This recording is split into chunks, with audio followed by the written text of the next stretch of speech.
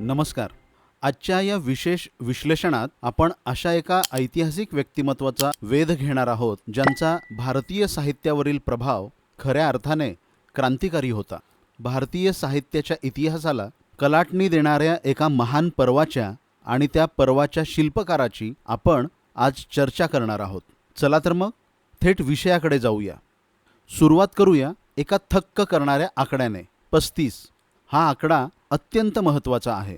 कारण विचार करा, आज आपण ज्या अफाट कामगिरीबद्दल बोलणार आहोत ती प्रत्येक गोष्ट या माणसाने केवळ 35 वर्षांच्या अत्यंत अल्प आयुष्यात साध्य केली आहे. एका व्यक्तीने इतक्या कमी वेळात साहित्याचे संपूर्ण युग कसे निर्माण केले हे खरोखरच आश्चर्यकारक आहे. या साऱ्या प्रवासाचा वेध घेण्यासाठी आपण हा विषय काही प्रमुख भागात समजून घेणार आहोत, ज्यामध्ये आधुनिक हिंदी साहित्याचे जनक म्हणून त्यांची ओळख, त्यांचे अल्प पण युगप्रवर्तक आयुष्य, समाज प्रबोधनासाठी त्यांनी वापरलेली रंगभूमी, त्यांची पत्रकारिता आणि मराठी साहित्याशी असलेला त्यांचा खास संबंध, या सगळ्याचा आपण आज वेध घेणार आहोत. नव्या साहित्यिक युगाची पहाट कशी झाली तिथूनच सुरुवात करूया. वाराणसीमध्ये जन्मलेल्या या अत्यंत सधन कुटुंबातील लेखकाने भाषेच्या वापरामध्ये जो काही नाट्यमय बदल घडवून आणला तो खऱ्या अर्थाने आधुनिक साहित्याचा पाया होता. आता हेच पहा, साहित्य इतिहासातील तब्बल अर्ध्या शतकाला एकाच माणसाचं नाव दिलं जाणं हे साधं काम नाही. 1850 ते 1900 या संपूर्ण काळाला भारतेंदू युग असं म्हटलं जातं. कविता, गद्य आणि रंगभूमी अशा सर्वच आघाड्यांवर त्यांनी दिलेल्या क्रांतिकारी योगदानाची ही खरी पोचपावती होय. एका व्यक्तीच्या नावाने साहित्याचे युग ओळखले जाणे यावरूनच त्यांच्या अजोड प्रभावाची कल्पना येते. हा बदल किती मोठा आणि किती धाडसी होता हे समजून घेणं महत्त्वाचं आहे. पूर्वी साहित्यात ब्रिज भाषेचा वापर प्रामुख्याने केवळ दरबारी मनोरंजनासाठी व्हायचा. पण त्यांनी काय केलं, त्यांनी खडीबोली या सर्वसामान्यांच्या भाषेचा वापर सुरू केला. या एका निर्णयामुळे साहित्य थेट जनतेच्या, त्यांच्या गरिबीच्या आणि रोजच्या सामाजिक संघर्षाच्या प्रश्नांशी जोडले गेले. हा खऱ्या अर्थाने एक गेम चेंजर क्षण होता. आता प्रश्न पडतो की हा क्रांतिकारक घडला कसा, त्यांची ही जडणघडण कशी झाली ते पाहूया. त्यांचा जीवन प्रवास पाहिला तर एक गोष्ट प्रकर्षाने जाणवते. 1865 साली, म्हणजे विचार करा, वयाच्या अवघ्या 15व्या वर्षी त्यांनी सहकुटुंब केलेली जगन्नाथ यात्रा त्यांच्या जीवनाला मोठी कलाटणी देणारी ठरली. बंगाल प्रबोधनाच्या प्रभावातून त्यांच्यात एक कमालीची सर्जनशील ऊर्जा निर्माण झाली आणि याच ऊर्जेमुळे त्यांना वयाच्या अवघ्या 30व्या वर्षी भारतेंदू म्हणजेच भारताचा चंद्र ही गौरवास्पद पदवी बहाल करण्यात आली. पण त्यांची ही ऊर्जा केवळ लेखनापुरती मर्यादित नव्हती. त्यांनी बदलासाठी रंगमंचाचा कसा ताकदीने वापर केला हे पाहणं अधिक रंजक आहे. त्यांची नाटकं केवळ मनोरंजनाची साधनं कधीच नव्हती. ती त्या काळातील ज्वलंत प्रश्नांची उत्तरं शोधत होती. धार्मिक ढोंगीपणापासून ते ब्रिटिश राजवटीतील शोषणापर्यंत सर्वच विषयांना त्यांनी अत्यंत निर्भयपणे हात घातला. भारत दुर्दशा किंवा वैदिकी हिंसा न भवती यासारख्या कलाकृतींनी तत्कालीन भारतीय जनमानसाला खडबडून जाग करण्याचं अत्यंत महत्त्वाचं काम केलं. हे एक प्रकारचं धारदार अस्त्रच होतं. त्यांचं उपहासात्मक लेखन किती अचूक होतं याचं एक उत्तम उदाहरण म्हणजे अंधेर नगरी या त्यांच्या अत्यंत गाजलेल्या प्रहसनातील या ओळी. अंधेर नगरी चौपट राजा, टके सेर भाजी टके सेर खाजा.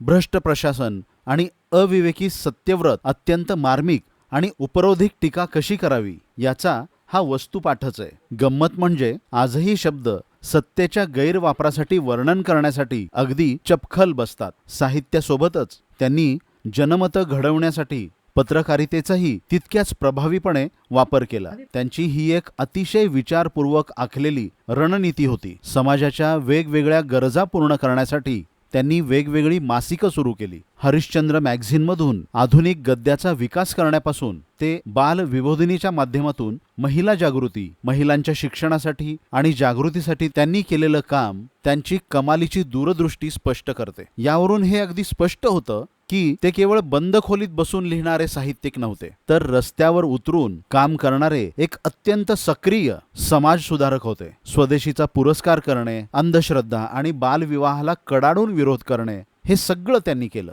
गोहत्या बंदीसाठी तब्बल 60,000 स्वाक्षऱ्या गोळा करून त्यांनी लॉर्ड लिटन यांच्याकडे दिलेलं निवेदन हे त्यांच्या संघटन कौशल्याचं आणि राजकीय सक्रियतेचं एक भन्नाट उदाहरण आहे. इथे एक अत्यंत गुंतागुंतीचा आणि ऐतिहासिकदृष्ट्या एक महत्त्वाचा पैलू समोर येतोय. उपलब्ध संदर्भानुसार एका बाजूला पुरोगामी आणि सुधारणावादी विचार मांडणारे हरिश्चंद्र, दुसऱ्या बाजूला एक हिंदू परंपरावादी म्हणूनही ओळखले जात. त्यांनी काशी धर्मसभेच्या माध्यमातून पारंपरिक हिंदू ओळख जपण्याचं काम केलं. पाश्चात्य आणि ख्रिश्चन टीकाकारांना उत्तर देण्यासाठी त्यांनी वैष्णव भक्तीचा आणि मूर्तीपूजेचा जोरदार बचाव केला. हा त्यांच्या विचारधारेचा एक अत्यंत महत्त्वाचा भाग आहे, जो आपल्याला त्यांच्या बहुआयामी व्यक्तिमत्वाची पूर्ण जाणीव करून देतो. आता आपण अशा एका पैलूकडे वळणार आहोत, जो विशेषतः आपल्या सर्वांसाठी म्हणजेच मराठी भाषिक आणि साहित्यिकांच्या अभ्यासासाठी अत्यंत रंजक आणि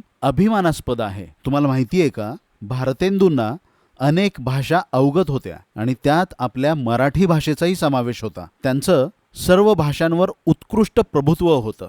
त्यांच्या विद्यासुंदर या सुरुवातीच्या नाटकावर मराठी रंगभूमीचा अगदी स्पष्ट प्रभाव जाणवतो. त्यांच्या या बहुभाषिक प्रभुत्वामुळे त्यांना मराठी नाट्य परंपरेतील त्यांना सर्वोत्तम गोष्टी हिंदीत लिहिता आल्या आणि आणता आल्या. इतकंच नाही तर त्यांच्या अनेक मूळ लेखनांमध्ये मराठी शब्दांचा आणि सांस्कृतिक संदर्भांचा अत्यंत जाणीवपूर्वक केलेला वापर आपल्याला पाहायला मिळतो. हे त्यांच्यावरील आंतरसांस्कृतिक प्रभावाचं खरोखरच एक उत्तम उदाहरण होय. या सगळ्या अफाट पसाऱ्यातून आणि योगदानातून त्यांनी जो चिरंतन साहित्यिक वारसा निर्माण केला, त्यामागचे मूळ सूत्र काय होते ते आता थोडक्यात समजून घेऊया. त्यांचे मूळ तत्वज्ञान या एकाच वाक्यातून अत्यंत उत्कृष्टपणे समोर येते. निज भाषा उन्नती आहे, सब उन्नती को मूल. म्हणजेच स्वतःच्या भाषेची प्रगती हाच सर्व प्रगतीचा पाया आहे. त्यांचा हा ठाम विश्वास होता की खऱ्या अर्थाने समाजाला जर स्वतंत्र आणि प्रगत व्हायचं असेल तर त्याची सुरुवात भाषिक अभिमानातून आणि भाषेच्या समृद्धीतूनच झाली पाहिजे. आणि जाता जाता हा एक प्रश्न नक्कीच विचार करायला लावणार आहे.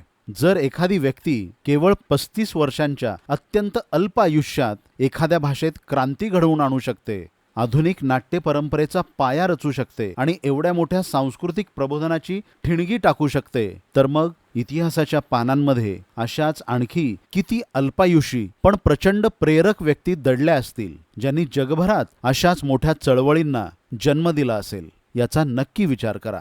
हे विश्लेषण आपल्याला एका महान व्यक्तिमत्वाची ओळख तर करून देतच, पण सोबतच इतिहासातील अनेक अज्ञात पानांबद्दल उत्सुकताही निर्माण करते. अशाच एका रंजक आणि माहितीपूर्ण विश्लेषणासह आपण पुन्हा नक्की भेटूया.